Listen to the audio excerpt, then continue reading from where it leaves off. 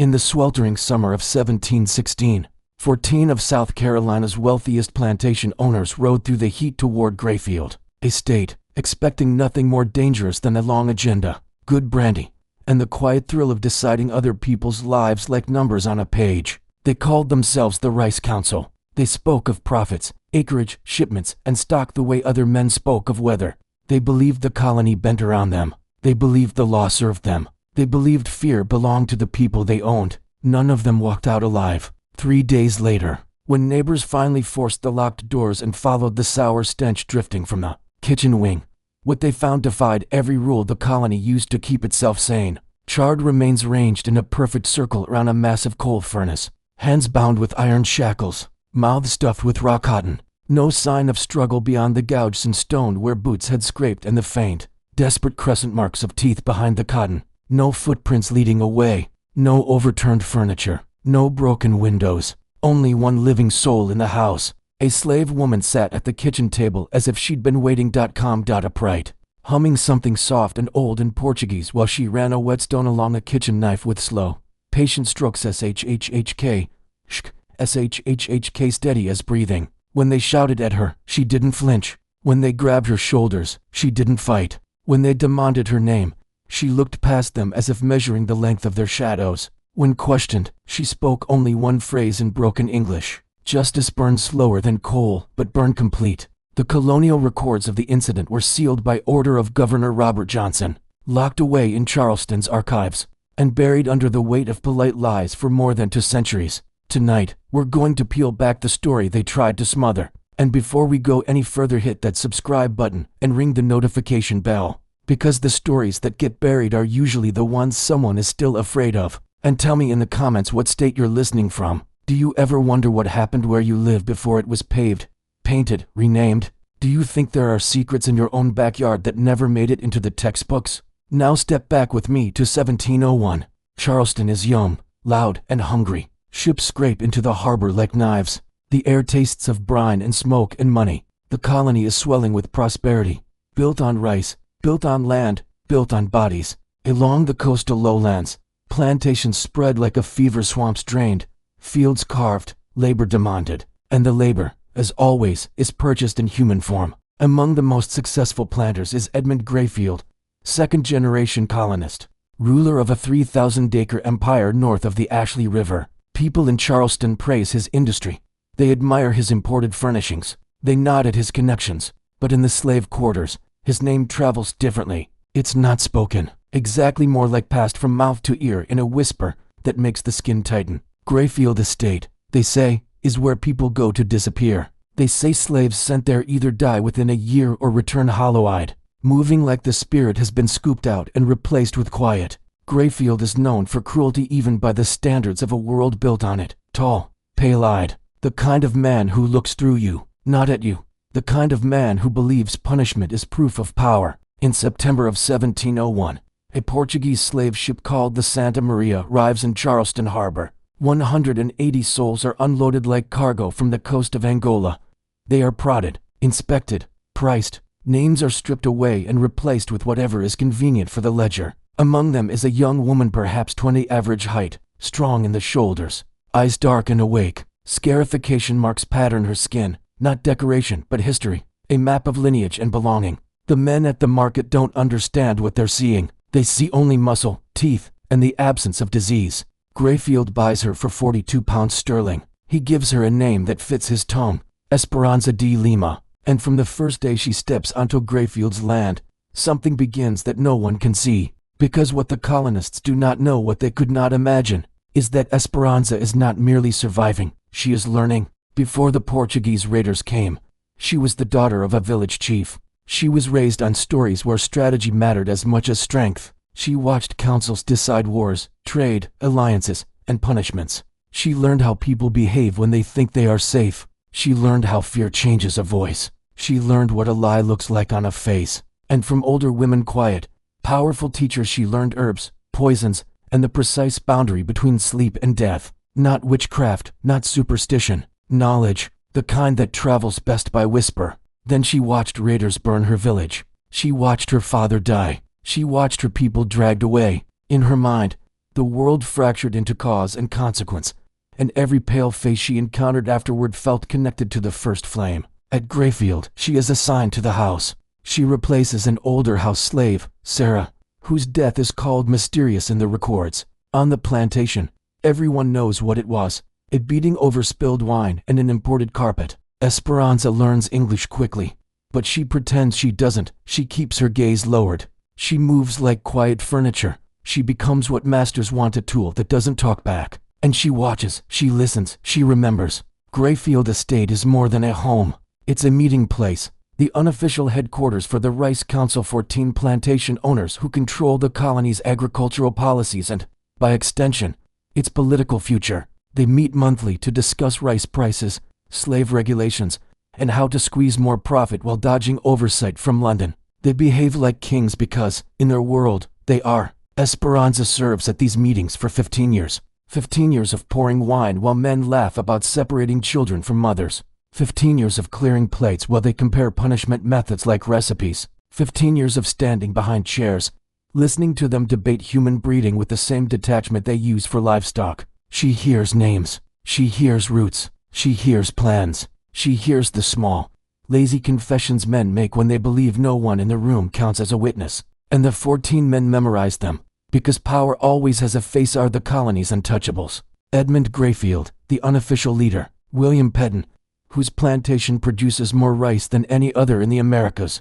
James Rutherford, a planter and colonial judge. Marcus Sutton, who profits off the seasoning of newly arrived Africans. Henry Caldwell, with ties that reach the governor's office. Thomas Harrington, former naval officer, plantation run like a fortress.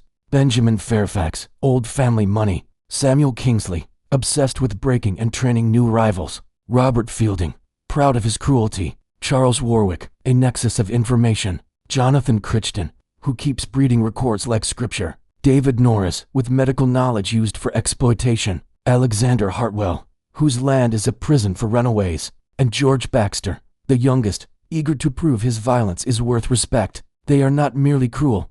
They are systematic. They share methods. They optimize suffering. And Esperanza, silent as smoke, gathers every detail like kindling. For 14 years, she survives by holding on to one thing: hope. Not the sweet kind, the sharp kind, the kind that says, not forever.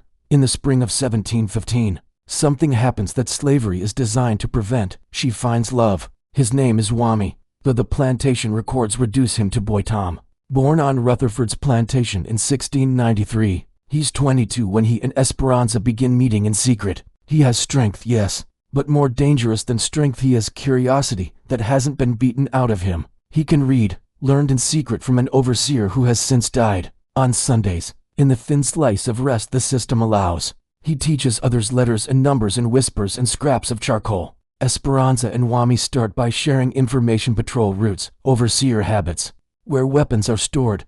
But their bond deepens, careful and slow, because discovery means death. They develop a language of songs and gestures that looks harmless to white eyes but carries messages: meet here, avoid this path, trust that one, don't trust him. By late 1715, they've built something unheard of: an intelligence network across plantations.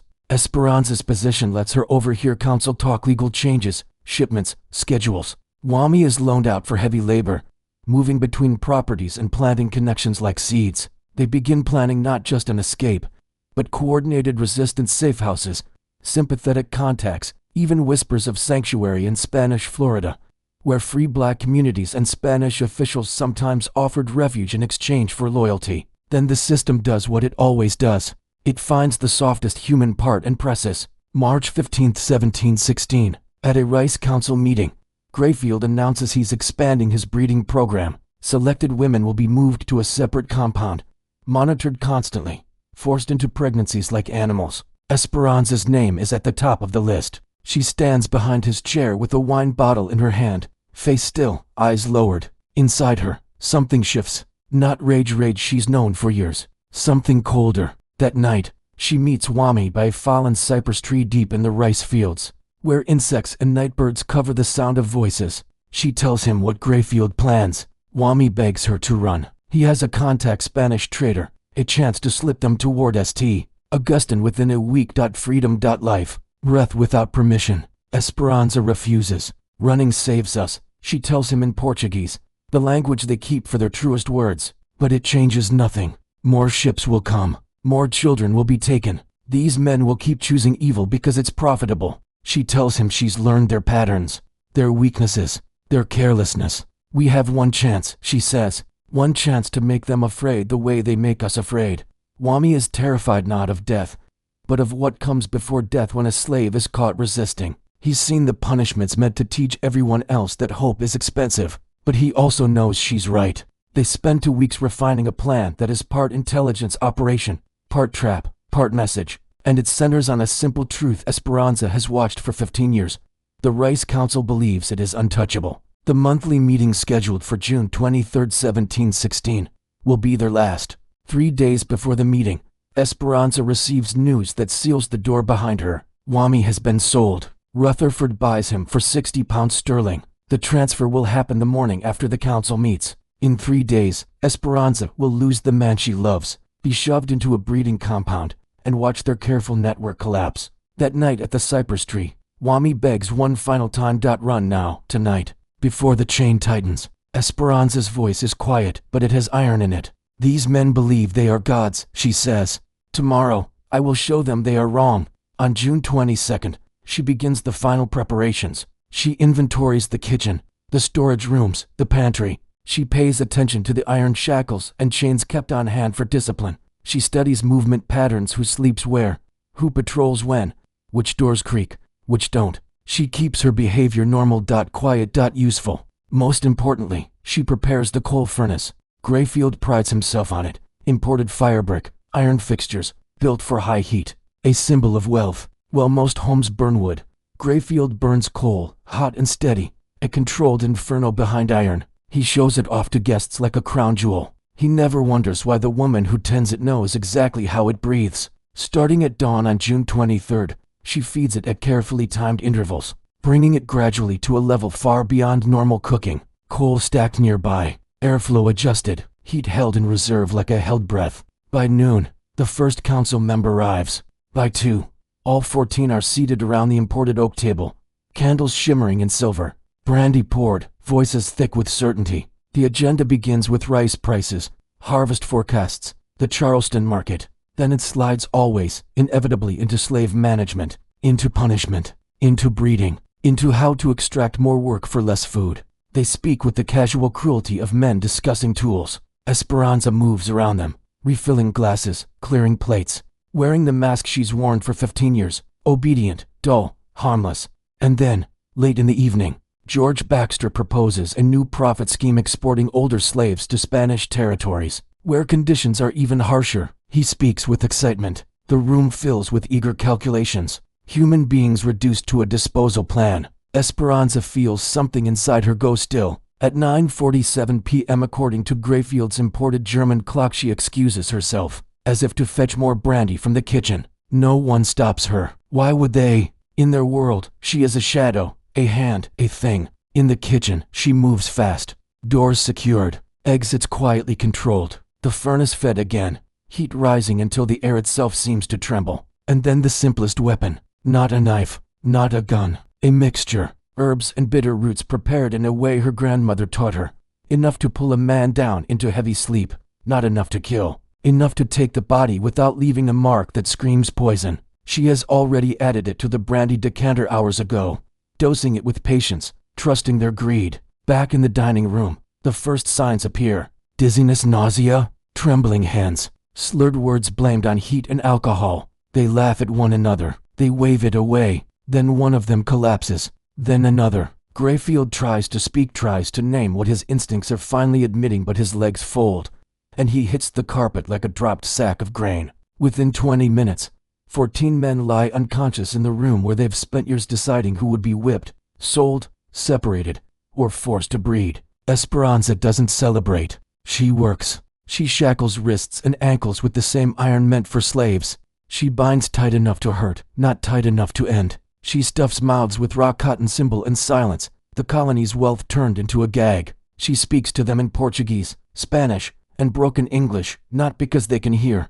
but because words matter, because this is a lesson. Then she begins the hardest part, moving them. One by one, she drags them through the dark house toward the kitchen. It takes hours. Sweat on stone, heavy bodies, quiet steps, controlled breathing. No panic, only purpose. By around 2 in the morning, all 14 are arranged in a circle around the furnace, feet angled inward, bodies positioned so the heat will touch them first, then hold them, then keep holding them. At dawn, they wake.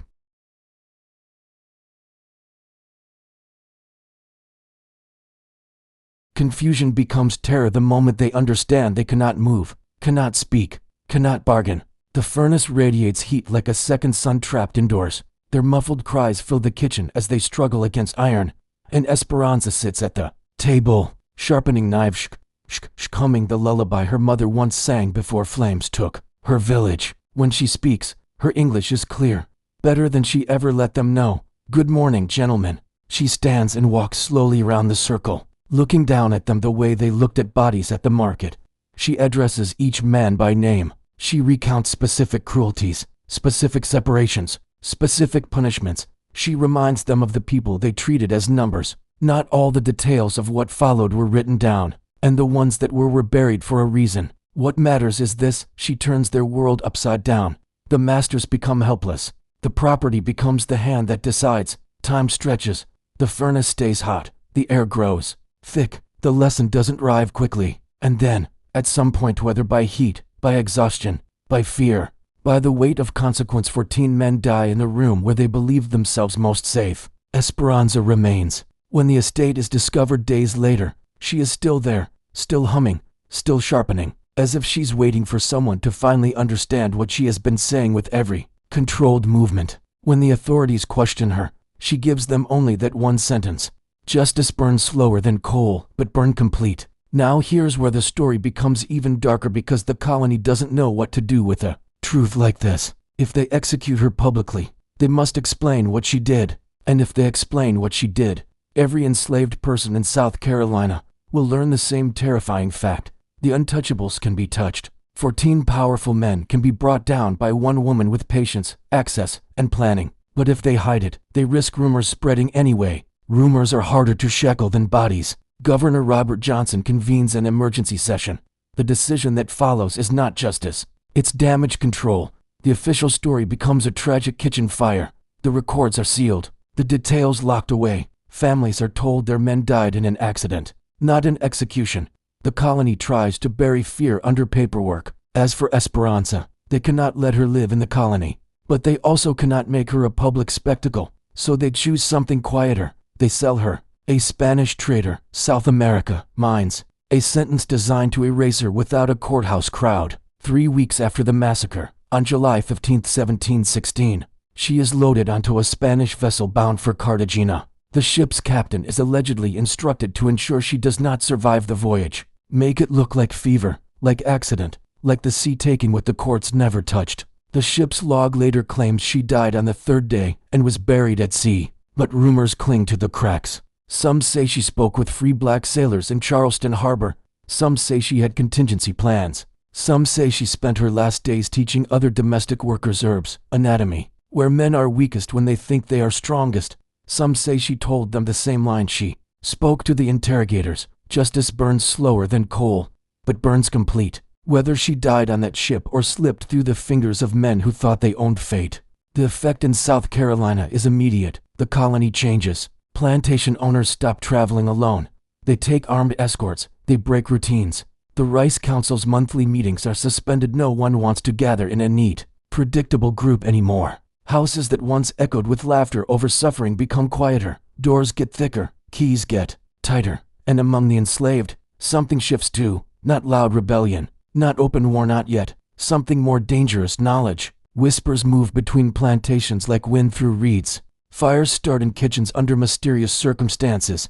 Livestock dies after eating feed no one can explain. Overseers suffer accidents at the worst possible moments. Tools disappear and reappear in places that suggest hands more intelligent than the masters ever admitted. Slaves begin demonstrating knowledge of schedules, habits, relationships, information they should not have, unless someone has been listening. The colonial government responds the way fearful power always responds, with laws, restrictions on movement, prohibitions on gatherings, Severe penalties for possession of weapons or anything that could become one. The Iron Fist tightens, and the system congratulates itself for restoring order. But fear has a way of creating the thing it tries to prevent. Because when you force resistance underground, it stops being loud and messy and starts being patient. It starts being clever. And in the decades that follow, South Carolina sees growing unrest that historians will later connect to a single truth. The enslaved were never as powerless as the masters needed to believe. The Stono Rebellion erupts in 1739, the largest slave uprising in colonial South Carolina history. And while no document can prove a straight line back to Greyfield, the echoes are there, the same understanding that power can be outmaneuvered, that planning can beat numbers, that fear is a weapon that cuts both ways. And so the story of Esperanza de Lima becomes something the colony cannot fully erase. Parents whisper it to children in cabins at night, not as a fairy tale, as a warning, as proof, as a spark kept alive under ash. They say she was property. But property can think. Property can plan. Property can remember. And sometimes when pushed beyond endurance, property fights back. So what do you think? Do you believe everything was revealed? Or are there still secrets buried in the archives of our nation's dark history, sealed, not because they were unimportant, but because they were too dangerous to let the wrong people learn? Drop your thoughts in the comments. Tell me where you're listening from. And if you want more stories that dig into the places history tries to keep quiet, subscribe, ring the bell, and share this with someone who understands that the past doesn't stay buried just because powerful people tell it to. Because justice burns slower than coal, but it burns complete.